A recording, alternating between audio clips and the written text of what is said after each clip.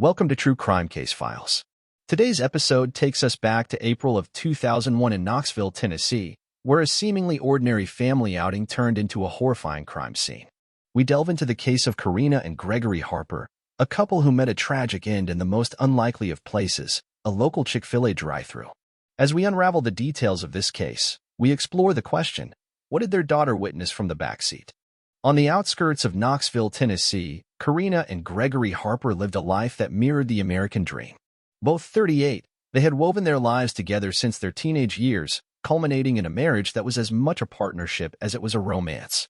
Karina, a compassionate nurse at the University of Tennessee Medical Center, was known for her unwavering dedication to her patients and her dreams of one day opening a floral shop. Gregory, on the other hand, was a civil engineer with a local firm, where his colleagues admired his meticulous nature and his passion for model trains. Their home was a testament to their shared life, with family photos lining the walls and a garden that was the envy of their neighbors. It was in this garden that Karina had spent the early days of April planting spring flowers, while Gregory had been preoccupied with the plans for a new model railway setup, a project he had been discussing excitedly on the online forums of TrainWeb. The Harpers were fixtures in their community, attending Sunday services at the Knoxville First United Methodist Church and participating in local charity events. They were the proud parents of Lauren, a 15-year-old high school sophomore with a talent for painting and a quiet, introspective nature that endeared her to her teachers. In the days leading up to their untimely deaths, the Harpers were the embodiment of normalcy. Karina had been featured in the local newspaper, the Knoxville News-Sentinel, for her volunteer work at a recent health fair. Gregory had been eagerly counting down to a promotion that was all but assured, as mentioned in his conversations with colleagues. The couple had been planning their daughter's upcoming Sweet 16, a milestone they would tragically never witness. Their story, once filled with hope and everyday joys, was about to take a turn into an abyss of tragedy and loss. The evening of April 12, 2001, brought with it a gentle spring rain, typical of the season in Knoxville, Tennessee. As the community settled into the comforts of home after a day's work, the Harper family's night was abruptly and violently disrupted. At approximately 7:45 p.m., as they waited in the drive-thru line of their local Chick-fil-A, a popular fast food chain known for its chicken sandwiches and closed-on-Sunday policy, an unthinkable crime was committed. Inside their 1996 Geo Prism, Karina and Gregory Harper were found shot multiple times, including fatal wounds to the head. Their daughter, Lauren, seated in the back, was spared physically but bore witness to a scene that would haunt her for life. It was her screams that pierced the evening air, drawing the attention of nearby patrons and employees. Marcus Teller, a 22-year-old Chick-fil-A employee, was the first to respond. Upon discovering the grisly scene, he acted with a presence of mind that belied his youth, immediately dialing 911. The operator's voice, a calm in the storm, guided him through the necessary steps until the authorities arrived. Marcus, who had never encountered such violence, was visibly shaken, his hands trembling as he recounted the ordeal to the first responders. The news of the murder spread quickly, with local media outlets such as WBIR Channel 10 arriving to cover the story that was already making national headlines. The community, which had been following the NBA playoffs and the recent release of the film Bridget Jones's Diary, was now grappling with a real-life horror story unfolding in its midst. The Chick-fil-A, usually a place of family gatherings and simple pleasures, had become a crime scene. Yellow police tape cordoned off the area as investigators began the meticulous process of gathering evidence, the rain complicating their efforts. The drive-thru, where moments before families had been making dinner plans, was now a silent witness to the unspeakable tragedy of the Harper family. As the last remnants of daylight faded on that fateful April evening, the Knoxville Police Department descended upon the Chick-fil-A parking lot. The quick response time was a small mercy in the grim tableau that awaited them. Detectives Tara Lindholm and Bradley Riggs, seasoned by years on the force and no strangers to violence, were met with a scene that would test their resolve. The Harpers' 1996 Geo Prism was a stark contrast to the family-friendly environment of the Chick-fil-A, a brand that marketed itself on wholesome values and community spirit. The interior of the vehicle was a canvas of chaos and violence, blood spattered across the seats and windows, a visual echo of the couple's last moments of terror. Detective Lindholm, known for her methodical approach and keen attention to detail, began the delicate task of cataloging the crime scene. Detective Riggs, whose stoic demeanor often hid his empathetic nature, photographed the harrowing scene, ensuring nothing was disturbed before the forensic team's arrival. The investigators moved with precision, collecting shell casings and fingerprinting the car's surfaces. They worked under the harsh glare of portable floodlights, casting long shadows across the lot, while the persistent drizzle threatened to wash away potential evidence. Knoxville had not seen a crime of this magnitude since the unsettling days of the Zoo Man murders that had gripped the city a decade prior. The forensics team employed the latest in crime scene technology, using luminol to detect any traces of blood invisible to the naked eye. Each piece of evidence was meticulously recorded and bagged, with the knowledge that the smallest detail could be the key to unraveling the mystery. As the investigation unfolded, the media swarmed, with reporters from the Knoxville News Sentinel and local television stations reporting live from the scene. The community, still reeling from the shock of the NASCAR Talladega race crash earlier in the month, was now confronted with a new, more personal tragedy. The Harpers had been murdered with a cold efficiency, multiple gunshots fired with lethal precision. The question that hung in the air, as heavy as the Tennessee night, was who could have committed such an act, and why? As the Knoxville community reeled from the shock of the Harper murders, the investigation turned its focus to the sole witness and immediate survivor, Lauren Harper. At just 15 years old, Lauren's life was irrevocably altered in the backseat of the family car where she witnessed the brutal slaying of her parents, Karina and Gregory Harper. Lauren, a sophomore at West High School, was known among her peers for her introspective nature and her affinity for the arts. Her sketches often graced the pages of the school's literary magazine, and she had recently won a local art competition, earning her accolades in the Knoxville News Sentinel. She had dreams of studying at the Savannah College of Art and Design, a future that now hung in the balance. The evening of the murder, Lauren had been engrossed in the latest Harry Potter novel, a series that had captivated the nation's youth, her parents' conversation a distant murmur as they waited in the Chick-fil-A drive-thru. When the shots rang out, the book fell from her hands, its pages stained with the harsh reality of her new circumstances. Detective Lindholm conducted the initial interview with Lauren, who, despite her evident trauma, provided a detailed account of the events. Her cooperation was immediate, her demeanor composed yet visibly shaken. The police quickly ruled her out as a suspect. There was no evidence to suggest her involvement, and her emotional state spoke to the genuine horror of witnessing her parents' murder. In the days that followed, as news outlets picked up the story, Lauren's account remained consistent. Forensic tests confirmed the absence of gunpowder residue on her hands, and security footage from the Chick-fil-A corroborated her presence in the car at the time of the shooting. The community rallied around Lauren, with classmates and neighbors providing a network of support. Yet, amidst the outpouring of sympathy, the question lingered: if not Lauren, then who was responsible for the cold-blooded murder of Karina and Gregory Harper? The Knoxville Police Department's investigation swiftly shifted focus to Carl Pauley, 41, a man whose life had spiraled into disarray following the end of his affair with Karina Harper. Pauley, an ex-sales manager at a now-defunct local electronics store, had seen better days before his personal and professional demise. In the months leading up to the murder, Carl's world had crumbled. His wife had filed for divorce, a bitter custody battle ensued, and he was subsequently laid off from his job amidst the economic downturn that had gripped the nation. The Nasdaq had taken a steep dive, a downturn echoed in Carl's own fortunes. His house, a modest suburban dwelling he once shared with his family, was foreclosed.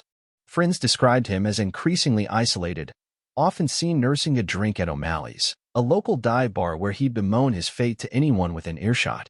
His connection to Karina Harper was no secret. Their affair had been a scandalous whisper among the aisles of the grocery stores and the pews of the church. When the affair ended abruptly a few months prior, Carl's resentment towards Karina became palpable. He blamed her for his misfortunes, claiming she had led him on with promises of a future together, a claim she vehemently denied. When questioned by Detective Riggs, Carl's demeanor fluctuated between sullen silence and fits of rage. He professed his innocence with vehemence, yet his alibi for the night of the murder was tenuous at best. He claimed he was at home alone, drinking and flipping through channels, landing on a rerun of Friends to numb his brooding thoughts, but no one could corroborate his story. The interrogation was tense, with Carl alternately slumping in defeat and then bristling with indignation. His dreams of reconciliation with his family and reclaiming his old life seemed as distant as the now-defunct Mir space station, which had made its fiery descent to Earth just weeks before. As the police delved deeper into Carl's movements and motives, the pieces of a disturbing puzzle began to coalesce. The investigation was far from over, but Carl Pauly remained a suspect with both motive and opportunity. On the morning of April 19, 2001, as Knoxville awoke to a crisp spring day, the investigation into the Harper murders took a pivotal turn. Detective Tara Lindholm received a call that would propel the case forward. A local pawn shop owner reported a recent transaction that raised suspicion. The shop, nestled between a laundromat and a dollar store on the aging commercial strip of Magnolia Avenue, was the last place one would expect to find a clue in a double homicide. Yet, it was here that a handgun matching the description of the murder weapon had been sold just days after the crime. The owner, a vigilant man who prided himself on aiding law enforcement, had kept a meticulous record of the sale, including a copy of the seller's driver's license. The police were quick to act, securing the firearm and sending it to the Tennessee Bureau of Investigation for ballistics testing. The results were conclusive. The bullets extracted from the bodies of Karina and Gregory Harper were fired from the same weapon sold to the pawn shop. As this revelation unfolded, the media frenzy intensified. Local stations like WATE Channel 6 provided hourly updates, and the story was featured on the national stage by networks such as Fox News, which was covering the unfolding events of the Gary Kondachundra Levy scandal. The Knoxville Police Department, under the scrutiny of a community demanding answers, worked tirelessly to track the weapon's history. They traced the gun back to its original owner, only to find it had been stolen in a burglary months prior, a dead end that only deepened the mystery. The new evidence reinvigorated the investigation, prompting a re-examination of the Harpers' acquaintances and financial records. The police meticulously pieced together the days leading up to the murder, searching for any transaction or interaction that could shed light on the perpetrator. Amidst the backdrop of a nation still reeling from the dot-com bubble burst and the recent release of Apple's iTunes software, the Knoxville detectives were racing against time to find justice for the Harpers. The discovery of the gun was a significant lead, but the question remained: who pulled the trigger? The Knoxville Police Department's third suspect in the Harper case was Alonzo Furlong, a 24-year-old with a checkered past. A convicted felon known for petty thefts and minor drug offenses, Furlong's presence at the crime scene, in the drive-through line immediately behind the Harpers, raised immediate suspicion. Furlong, a laborer at a local construction site, was attempting to rebuild his life post-incarceration. Despite his efforts, his criminal record and the stigma of a felon made the road to redemption a challenging one. His aspirations to start his own handyman business were met with skepticism from those who knew his history. On the night of the murder, Alonzo claimed to be returning home from a late shift, stopping to grab a quick meal. His vehicle, a worn-out Chevy pickup, was captured on the Chick-fil-A's CCTV, placing him at the scene. However, what seemed like a straightforward connection to the crime was complicated by an unexpected alibi, a time-stamped phone call with his parole officer, discussing his progress, and the curfew he was under as part of his conditional release. During his interrogation, Furlong maintained a calm composure, a stark contrast to suspect Carl Pauly's volatile behavior. Detective Lindholm found Furlong cooperative, his answers consistent with the evidence they had gathered. His phone records corroborated his alibi, and his demeanor suggested a man more resigned to the routine scrutiny of law enforcement than one guilty of a double homicide. The early 2000s were rife with stories of wrongful convictions, a narrative that the police were cautious to avoid repeating. Shows like Law and Order highlighted such miscarriages of justice, and the detectives were well aware of the need for irrefutable evidence before making an arrest. As the Knoxville community awaited answers, with citizens following every development on local news station WATE-6, the police continued their search for the truth. Furlong, while not exonerated, was moved down the list of potential perpetrators as the investigation continued its course. The investigation into the Harper murders, which had gripped the city of Knoxville, took a decisive turn when the focus sharpened on Carl Pauly, the 41-year-old whose life had unraveled after his affair with Karina Harper. Pauly, once a respected sales manager, had found himself in a downward spiral of loss and bitterness that seemed to lead inexorably to that rainy April evening. Pauly's descent began with the termination of his affair, followed by his wife's divorce filing, which was discussed in hushed tones at the local PTA meetings. The loss of his job came next, a casualty of the dot-com bubble burst that had left many in the community jobless. His home, once a symbol of his middle-class success, was foreclosed, a fact that local realtors whispered about with a mix of pity and schadenfreude. Investigators discovered that Pauly had developed an obsessive hatred for Karina, blaming her for his misfortunes. He had been seen in a heated argument with her at a local Walmart just days before the murders, an altercation that several shoppers had noted for its intensity. Pauly's presence at the scene was further corroborated by a receipt from the nearby gas station, timestamped merely an hour before the crime. The night of the murders, Pauly had driven to the Chick-fil-A, his anger festering like an open wound. Parking discreetly out of view, he waited for the Harpers. As they ordered their meals, unaware of the danger lurking nearby, Pauly approached and fired multiple shots into their vehicle, executing the couple with a chilling precision that belied his desperate state. The murder weapon, a 9mm handgun, was traced back to Pauly through a series of pawnshop transactions that investigators had pieced together, a crucial bit of detective work that local news stations heralded as a breakthrough. The ballistic evidence matched the bullets recovered from the scene, sealing Pauly's fate. Pauly's motive was clear, a toxic blend of jealousy, rejection, and a desire for vengeance. His dreams, once as bright as the April blooms, had withered into a dark plan that ended 2 lives and shattered many more. The morning of April 25, 2001, dawned with a heavy overcast in Knoxville, a tangible reflection of the somber mood that had enveloped the city since the Harper murders. The Knoxville Police Department, after an exhaustive investigation, were poised to make an arrest that would resonate through the quiet streets and into the national consciousness. Carl Pauly, the 41-year-old former sales manager whose life had unraveled after his affair with Karina Harper and subsequent personal catastrophes, was apprehended at a rundown motel on the outskirts of the city. The motel, a place where he had sought refuge as his world collapsed, was now the scene of his ultimate downfall. As the police arrived, the atmosphere was tense but controlled. They had gathered enough evidence to confidently link Pauly to the crime. The arrest was not the cinematic confrontation often depicted in prime-time crime dramas like Law and Order, which was popular at the time, but rather a subdued affair. Pauly seemed almost resigned to his fate, a man who had run out of options and, possibly, out of hope. The news of the arrest spread quickly, with local stations interrupting morning broadcasts and national news agencies picking up the story. The community, which had been following the saga with bated breath, hoping for a resolution, now watched as the man they had known was labeled a murderer. Pauly's reaction to the arrest was a mixture of disbelief and a peculiar acceptance. He did not resist. There were no dramatic exclamations of innocence.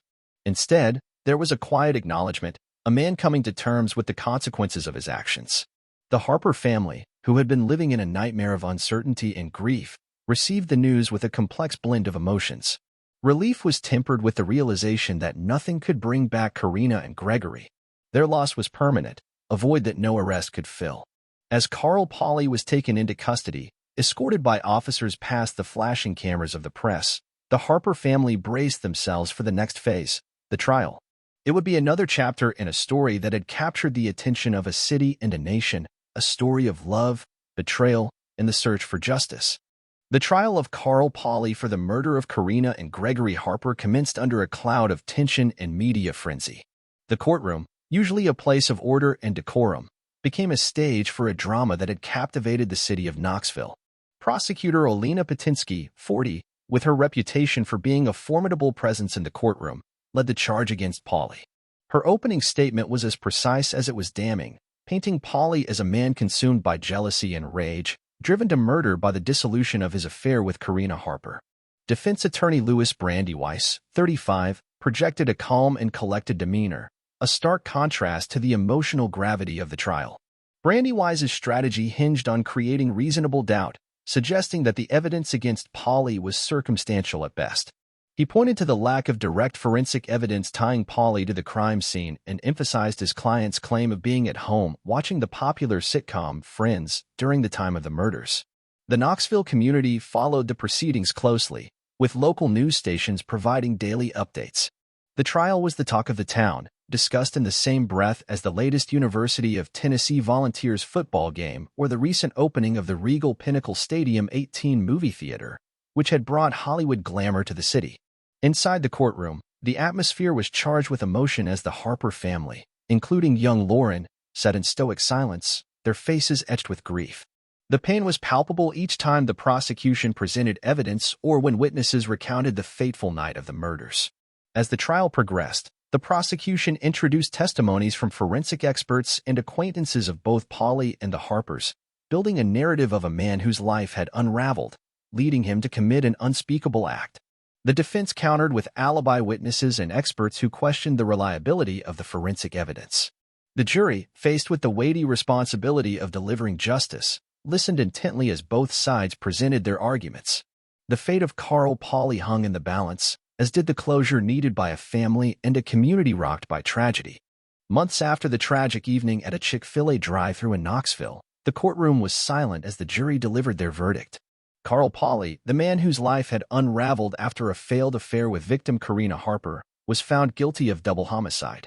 The courtroom, filled with the tension of high-profile trials that dominated headlines like those of Robert Blake and Marjorie Diehl Armstrong, exhaled a collective breath as justice seemed to manifest. The sentencing phase was a somber affair. The prosecution, having painted a narrative of a man driven to murder by jealousy and a sense of betrayal, argued for the maximum penalty under Tennessee law. The defense pleaded for leniency, citing Pauley's lack of prior violent crime and the emotional turmoil he had suffered. However, the impact of the crime on the community, still fresh in the aftermath of the dot-com bubble burst and a nation rocked by the recent election controversy, weighed heavily in the balance. Judge Franklin Hayes, a figure known for his judicious temperament and fair rulings, sentenced Carl Pauley to life without the possibility of parole. The sentence was met with mixed reactions. Some felt the punishment fit the crime, while others debated whether a more severe consequence was warranted. In a time when the death penalty was still a topic of national debate, the sentence sparked conversations in local diners and on the nascent platforms of internet forums. The Harper family, represented by Karina's sister, Evelyn, expressed a muted sense of relief. Though the sentence would not bring back the loved ones they mourned, it provided a closure of sorts, a closing chapter to a saga that had captured the attention of the nation. Discussed alongside the unfolding events of the Gary Condit Chandra Levy case that dominated the news cycle. As the gavel fell, marking the end of the trial, the effects of the verdict rippled through the lives of all involved. The community of Knoxville, the Harper family, and even those who had followed the case from a distance contemplated the nature of justice served. In the wake of the trial that had captivated Knoxville, the city sought to find a new normal. The Chick-fil-A drive-thru on Kingston Pike, once a symbol of innocence and the mundane, had become a landmark of loss. As the spring of 2001 transitioned into summer, the community grappled with the aftermath of the Harper murders.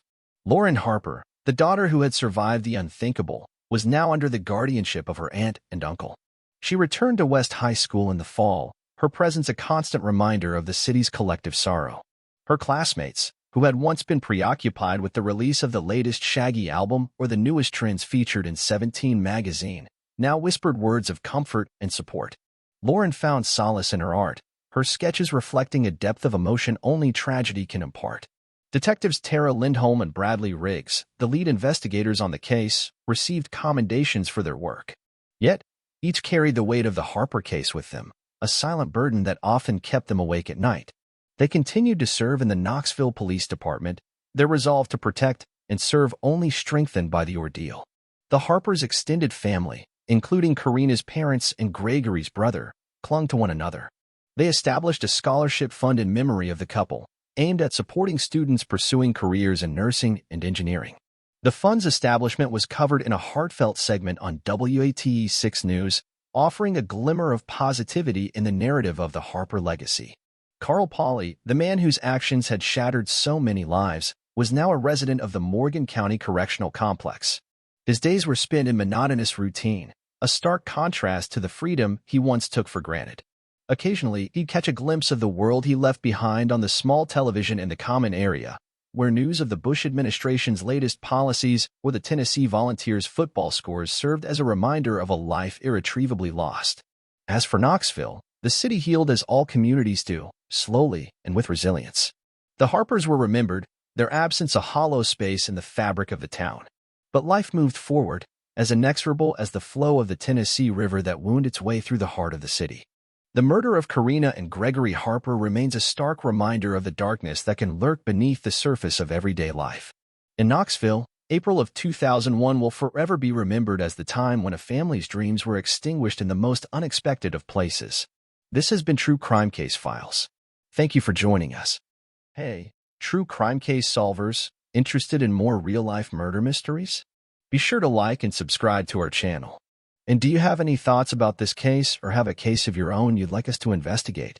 Leave us a comment. Until then, stay safe, true crime case solvers.